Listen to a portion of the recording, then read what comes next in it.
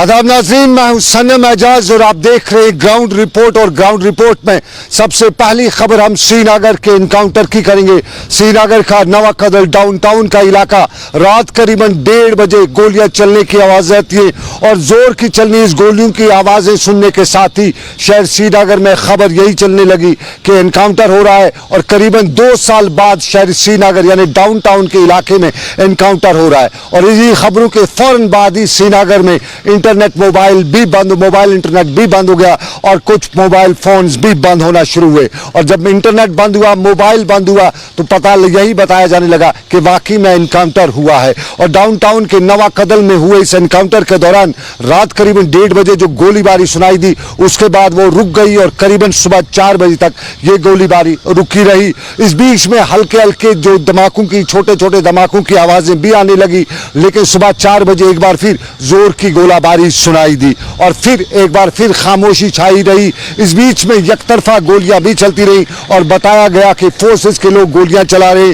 ताकि देखा जा सके रिवर्ट फायर होता है या नहीं होता है। एक स्ट्रेटजी गोलियां चलाने की, उसका रिवर्ट देखने की कोशिश, लेकिन इस सारे के बीच में अफवाहें कई और तरह की भी श्रीनगर में चलने लगी। और इन्हीं अफवाहों के बीच में सुबह करीबन 7 बजे फिर जोर की गोलीबारी होने लगी। और इस गोलीबारी के दौरान यही बताया जाने लगा कि अंदर के हालात बहुत कशीदा है। शहर श्रीनगर का नवा कदल का गुंजान इलाका और गुंजान बस्ती में हुए इस इनकाउंटर के दौरान कई तरह के खदशात का इजहार भी किया जा रहा था। और खबर यह भी आई कि फोर्सेस के 3 लोग जख्मी भी हुए हैं, जिनमें एक जम्मू कश्मीर पुलिस का जवान है, एक STF का एहलकार है और एक CRPF का जवान भी है। ये जख्मी होने की खबर और इस सारे के बीच में दोबारा गोलीबारी शुरू और फिर वक्फे से ये सूरत हाल इलाके में पैदा हुई। और इसी सूरत हाल के दौरान जो कश्मीर के शहर खास में जो होता है वो भी देखने को मिला। और इस दौरान कई इलाकों में फोर्सेस की इजाफी नफरी भी तैनात की गई।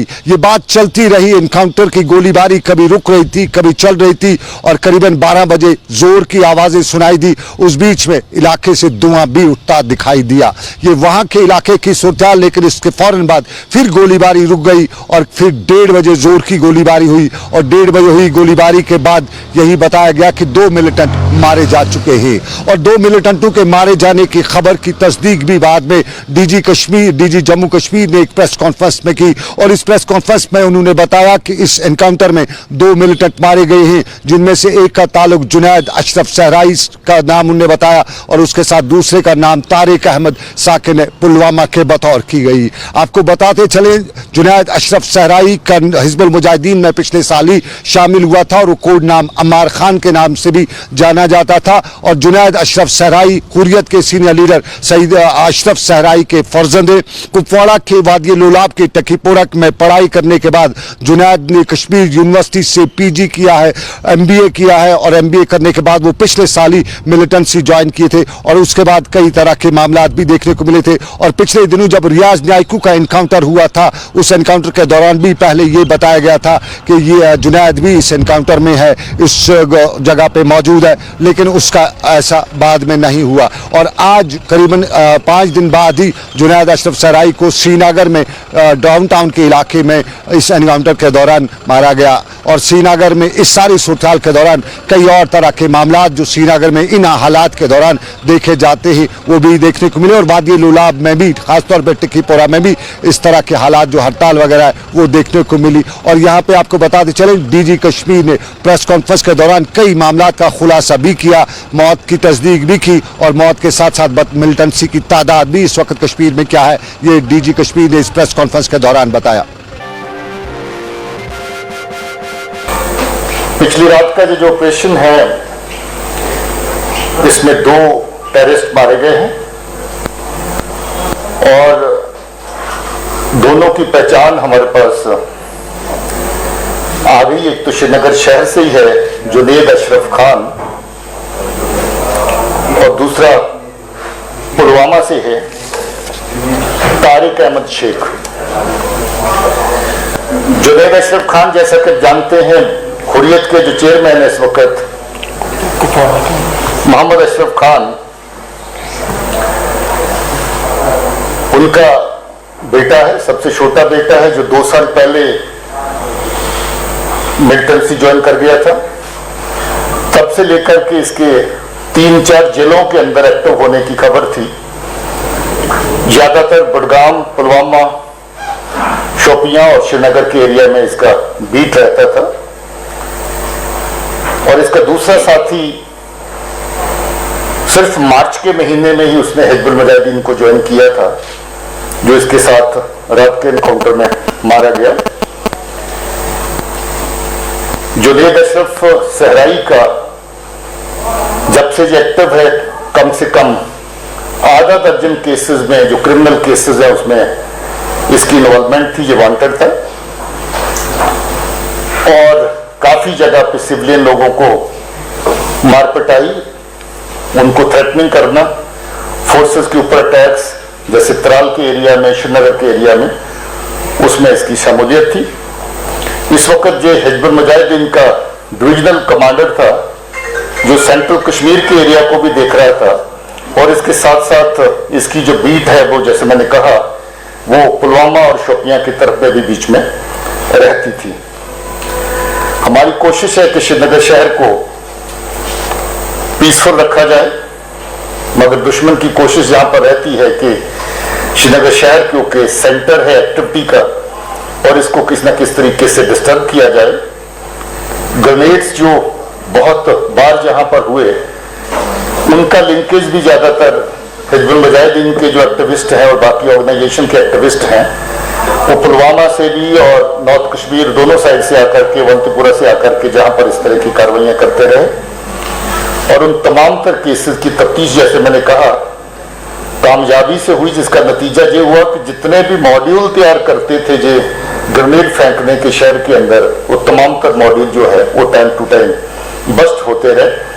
और कम से कम 1 दर्जन लोग ऐसे हम लोगों ने उन केसेस के अंदर गिरफ्तार किए जो ग्रेनेड थ्रोइंग की एक्टिविटीज में शामिल थे। हम उम्मीद करते हैं कि जहां जो इन लोगों की तरफ से जो साजिशें बन रही थी श्रीनगर शहर में अटैक करने की, कहीं किसी न किसी जगह पर, और हम लोग काफी अरसे से ट्रैक कर रहे थे, और कल हमें जो खास इत्तला मिली इनकी मौजूदगी डाउनटाउन में, उसके मुताबिक हमने जो ऑपरेशन लॉन्च किया था, और उसमें पुलिस को और हमारी जो फोर्सेज हैं, CRP साथ में थी, इनको इस ऑपरेशन में कामयाबी मिली। श्रीनगर में डीजी पुलिस की प्रेस कॉन्फ्रेंस, और उस प्रेस कॉन्फ्रेंस के दौरान एनकाउंटर का खुलासा। लेकिन आपको नाज़रीन बताएं कि इस सारे मामलात के साथ साथ एक और खौफनाक खबर कश्मीर में बराबर चल रही है। कल का दिन आपको याद होगा, कल हर तरफ से दहशत की खबर आ रही थी कोविड के हवाले से, और कल 100 से ऊपर की तादाद में 3 अमवात, कल दिन में 2 अमवात हुई थी, रात गई एक और मौत की खबर आई। और आज सुबह की शुरुआत भी अच्छी खबर से नहीं आई। आज सुबह भी एक और शख्स के कोविड से मारे जाने की खबर आई, और 60 साल शख्स बारामूला के इलाके का रहने वाला है। और इस सारे के साथ ही श्रीनगर में आज सुबह भी हड़कंप सी मच गई, और इसी हड़कंप के दौरान लोग अब यही पूछ रहे थे कि क्या करें क्या ना करें, क्या करें क्या ना करें के बीच में सबसे बड़ा सवाल था लॉकडाउन का। और लॉकडाउन के हवाले से कल सरकार के फैसले का इंतजार भी था, और सरकार ने फैसला कल शाम गए यही लिया है कि फिलहाल लॉकडाउन में कोई रिलैक्सेशन नहीं है। लेकिन लॉकडाउन की में रिलैक्सेशन ना होने के बावजूद भी श्रीनगर में लॉकडाउन नहीं था, सूरत हाल उसके मुतसिल थी। नाके तो बड़े लगाए गए थे, फोर्सेस की बड़ी तैनाती भी की गई थी, लेकिन लॉकडाउन नजर नहीं आ रहा था, क्योंकि जितने भी नाके लगाए गए थे वहां पूछताछ कम हो रही थी, बल्कि ड्राइविंग ज्यादा सिखाई जा रही थी। यानी नाके तो गोल गोल घूमते फिरते लगाए गए थे, वहां से ड्राइवरी सीख सकता आदमी, लेकिन वहां से आदमी से पूछा नहीं जा सकता है। ये श्रीनगर में लॉकडाउन के हवाले से सूरत हाल। लेकिन लॉकडाउन के साथ साथ मुद्दे और भी हैं। एक कश्मीरी जो क्वारंटीन सेंटर्स में, और वो कश्मीरी जो मुल्क की मुख्तलिफ रियासतों में, सबके मुद्दे हैं, और सबके मुद्दे बहुत ही खतरनाक हैं। मुद्दा खतरनाक हम आपको ये तस्वीर दिखाते हैं। ये हमें श्रीनगर के नजदीकी इलाका अवंतीपोरा की इस्लामिक यूनिवर्सिटी के हॉस्टल से तस्वीरें आई है और इन तस्वीरों के हवाले से हमें बताया गया कि वहां पे जो लोग एमिनेंट से जो क्वारंटीन हो रहे हैं उनकी पिटाई भी हो रही है, उनको मारा पीटा जाता है, गैर इंसानी सलूक उनके साथ किया जाता है, क्योंकि वो अगर मांग करते हैं तो उनकी मांग के बदले में पिटाई होती है। और ये पुलवामा के इलाके में पड़ता है। डिस्ट्रिक्ट एडमिनिस्ट्रेशन पुलवामा पिछले कई दिनों से लगातार लोगों की तनकीद का निशाना बन रही है। कोई भी क्वारंटीन सेंटर हो वहां से लगातार डिस्ट्रिक्ट एडमिनिस्ट्रेशन पुलवामा के खिलाफ या हवाले से इल्जामात लगते रहते हैं और इन्हीं इल्जामात के पस मंजर में हमें इसी क्वारंटीन सेंटर से एक खातून वकील ने बताया जो वहां खुद क्वारंटीन हो रही है, उससे इल्जामात की बूछाड़ करते हुए बताया कि गैर इंसानी सलूक क्वारंटीन सेंटर्स में किया जाता है। उन्होंने क्या बताया हम आपको उन्हीं की जुबानी बराह रास्त सुनाते हैं अरबाब इक़दार के लिए कि वाकई में इसकी तहकीकात करने की जरूरत है। अगर वाकई में ऐसा क्वारंटीन सेंटर्स में किया जाता है, खाने के बदले डंडा खाना पड़ता है, चावल के बदले अगर मार खानी पड़ती है, तो फिर यह गैर इंसानी सलूक क्यों हो रहा है और फिर उन लोगों को क्यों क्वारंटीन सेंटर्स में रखा जाता है जब सरकार के पास उनके लिए एसेंशियल कमोडिटीज नहीं है। जब सरकार उनकी पूरी मांगे वहां नहीं कर सकती है तो फिर उनको घर में ही रखिए, पब्लिक में रखिए, वो जाने पब्लिक जाने, कम से कम वहां पे तो नहीं उन्हें मारा जा सकता है। उनकी आवाज वकील साहिबा है या एडवोकेट है, पुलवामा से इनका ताल्लुक है और हमारे साथ फोन पे इन्होंने अपनी वहां की हालात इस तरह से शेयर की। सर आप सनम इजाज सर बोल रहे हैं? जी बोल रहा हूँ। सर मैं एडवोकेट राफिया बोल रही हूँ। एडवोकेट राफिया बेसिकली जी मैं पामपोर से हूँ। जी सर मैं ना एक्चुअली दिल्ली गई हुई थी, अब हम वापस आए वहाँ से। Now we have been quarantined here at Islamic university of science and technology sir. जी यहाँ पे हमारे नेक्स्ट रूम में एक लड़की है ना, वो बेचारी उसका बच्चा हुआ है 10 दिन का है सर। हेलो जी सुन रहा हूँ सर, 10 दिन का बच्चा है उसको जी। उसको ना पानी ना खाना कुछ भी नहीं, ना डायपर मिल रहा है ना सैनिटरी पैड। बोल रहे हैं हम क्या आपके नौकर हैं यहाँ पे, आप खुद जाओ लाओ कहाँ से लाने। हम बोल रहे हैं हमें सिर्फ नीचे छोड़ो, हम मार्केट जाएंगे खुद लाएंगे। उसमें बोल रहे हैं यहाँ पाबंदी है, आप नीचे नहीं जा सकते हो। और यहाँ का इंचार्ज इतना बदतमीज, इतना उसने उसके साथ इतनी बदतमीजी की ना सर जी। और मैं वहाँ पे खड़ी थी, मैंने बोला सर ये इसका 10 दिन का बच्चा है, एटलीस्ट तो थोड़ा ये करो आप। एक तो उसके मारूद को भी इतना मारा, मार पिटाई की डंडे से जी। और उसको इतने धक्के मारे और इतनी गालियां दी। और फिर मुझे भी, मैं उसको समझा रही थी कि आपको तरीका नहीं है बात करने का, ये क्या बोल रहे हैं आपको। और आप उसने वो मुझे भी बोल रहा था दफा हो जाओ, और इतनी सारी गालियां दी सर। जो यहाँ का इंचार्ज है इनको यहाँ पे सर कोई पता नहीं, बोल रहा था मैं वीडियो हूँ। अब मैं एक काम करूंगी, उसने उस मारूद को मारा ना, उसके उस औरत के मारूद को सर, मैं आपको वो फोटो व्हाट्सएप करती हूँ, आप देखो डंडे से मारा। मैं उसको बोल रही हूँ सर ये कौन सी गुंडागर्दी है, ये कौन सी बोल रहे हैं यही गुंडागर्दी कर के मैं वीडियो बन गया हूँ सर। नहीं रीजन कि आप क्वारंटीन में हैं, वो क्या पागल आदमी है, वो आपको मारेगा, क्यों मारेगा? हाँ सर, हमने बोला उनको कि यहाँ पे सर देखो सुबह हमें 7 बजे चाय मिली है, उसके बाद हम 3 बजे तक वेट कर रहे हैं खाने का। फिर जब हम खाना मांगने गए उनको कि हमें खाना दो, और वो भी गया था उस जो वो है ना जिसकी डिलीवरी हो गई है सर, जी उसका हस्बैंड गया था उनके पास के। 3 बज गए, हमें कुछ खाना ही नहीं मिला। और यहाँ के जो वॉशरूम है ना सर इतने गंदे, हमने तहसीलदार को फोन किया था सर, यहाँ का वॉशरूम उसमें कोई जा ही नहीं पाता। बस वो बोल रहा है अच्छा तुमने तहसीलदार को फोन किया था कि यहाँ पे वॉशरूम में गंदा, मतलब वहाँ पानी नहीं है, वॉशरूम में पानी चाहिए, पानी था ही नहीं। और इतना गंदा वहाँ की जो मतलब वॉश बेसन, गंदा क्या मतलब, गंदा थोड़ा सा देखिए एक चीज है। हाँ यस सर, वो जो वॉश बेसन है ना सर, वो पूरे बार के थे, उनमें पता नहीं पिछले 2 महीनों का पानी बार के। कमोड इतने गंदे, इंसान कुत्ता भी नहीं बैठेगा वहाँ पे सर। ये क्वारंटीन सेंटर के अंदर की हालत जार अरबाब इकदार तक हमने ये ऑडियो क्लिप सिर्फ इसलिए पहुंचाई है कि तहकीकात होनी चाहिए कि क्या हो रहा है क्वारंटीन सेंटर के अंदर। लेकिन क्वारंटीन सेंटर के साथ साथ रेड जोन एरिया का भी इलाका भी आता है और रेड जोन एरिया हंदवाड़ा के गुन्नीपोरा के इलाके को भी किया गया था। मुकामी लोगों का इल्जाम है कि जब से उस इलाके को रेड जोन किया गया है वहां इंतजामिया का कोई फर्ज नहीं आया। लेकिन कश्मीर में कहावत है कि उत के बजाय तुत, यानी करे कोई बरे कोई, और ये करे कोई और बरे कोई वाला मामला राजौरी में देखने को मिला है और कोविड के हवाले से ही पुंछ के इलाके में, राजौरी पुंछ के इलाके से देखने को मिला है। पुंछ से खबर है कि जहां वहां जो लोग पॉजिटिव थे उनको नहीं उठाया गया बल्कि उनके हम नामों को उठाया गया, उन्हें लिया गया, उनके हवाले से बताया गया कि वो पॉजिटिव हैं और बाद में जब हकीकत सामने आई तो उसके बाद जो असली थे, जो पॉजिटिव थे, उनको उठाया गया। पूरी तफसीलात क्या हैं, हम राजौरी चलते हैं। जमशेद मलिक मेरे साथ फोन लाइन पे मौजूद है। जमशेद, तफसील बताइए, उत की बला तुत ये कैसे हुआ और क्या कर रही है इंतजामिया इस पे? जी सनम, कल सुरनकोट में जो 2 केस पॉजिटिव सामने आए जिनमें एक महकमा सेहत का मुलाजिम भी था, इन दोनों के इसके पॉजिटिव आने के बाद जिस तरह के हालात वहां बने थे वहां लोगों में काफी दहशत देखने को मिली थी और इंतजामिया की जानिब से आनंद फान में अहमदाबाद एक गांव है जिसको रेड जोन करार दिया गया था क्योंकि ये मुलाजिम जो था इसकी ड्यूटी भी सुरनकोट हॉस्पिटल के अंदर ही थी और इसका रोजाना घर आना जाना भी था। उसको देखते हुए पूरे सुरनकोट में दहशत जरूर देखने को मिली। मगर थोड़ी देर बाद जब ये दोनों पॉजिटिव केस के नाम 2 और सामने आए कि ये पॉजिटिव नहीं बल्कि ये लोग पॉजिटिव है, उसके बाद इंतजामिया पूरी तरह हरकत में आई, बल्कि जिनको पॉजिटिव करार देकर उनको रवाना किया गया था उनको दोबारा वापस बुलाया गया और ये पता चला इंतजामिया को ये पॉजिटिव नहीं है बल्कि इसी नाम के दूसरे 2 लोग पॉजिटिव है। मगर इंतजामिया की गफलत इसमें बहुत बड़ी सामने आती है कि जिन लोगों को ये पॉजिटिव करार देते हैं इसी नाम के दूसरे 2 लोग हैं। हालांकि अगर इनके वालिदैन के नाम चेक किए जाते वहां भी इनकी नाम एक जैसे नहीं होते, इनका एड्रेस एक जैसा नहीं होता, इनके मोबाइल नंबर एक जैसे नहीं होते, बल्कि उसके बरक इन्होंने उन लोगों को पॉजिटिव करार दिया जो एक हॉस्पिटल में काम करता था और इसकी ट्रैवल हिस्ट्री थी। और थोड़ी देर बाद इसकी जिसकी ट्रैवल हिस्ट्री थी उसने अपनी रिपोर्ट जो सोशल मीडिया पर अपलोड कर दी, जो रिपोर्ट नेगेटिव थी, मगर इन्होंने उसको पॉजिटिव करार दिया।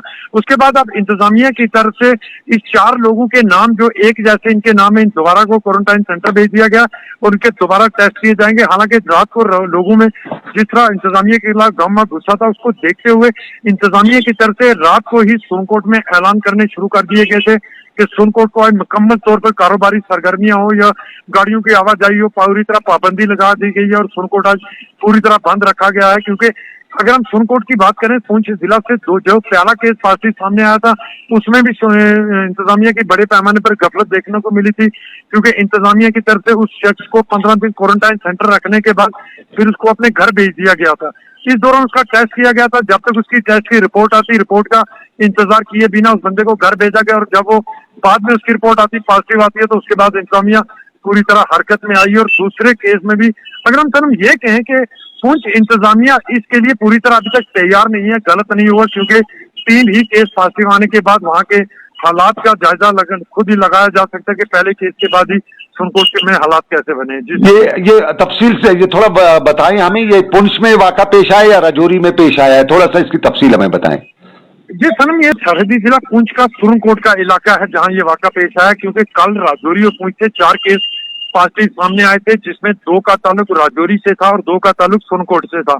राजौरी वालों की ट्रैवल हिस्ट्री जो बताई जा रही थी महाराष्ट्र थी और दूसरी तरफ सुरनकोट से जो 2 पॉजिटिव आए थे उनमें से एक ही ट्रैवल हिस्ट्री पंजाब थी और दूसरा महकमा सेहत का मुलाजिम था, जिसके पॉजिटिव करार दिए जाने के बाद हालात काफी कशीदा हुए थे और थोड़ी देर बाद इंतजामिया ने यह तस्दीक कर दी कि ये दोनों पॉजिटिव नहीं है बल्कि इसी नाम के 2 अलग लोग पॉजिटिव हैं, जिसके बाद हालात में लोगों में थोड़ी सी दहशत जरूर कम हुई मगर इंतजामिया के खिलाफ काफी गुस्सा लोगों में इस हड़बड़ी पे इंतजामिया क्या कहती है?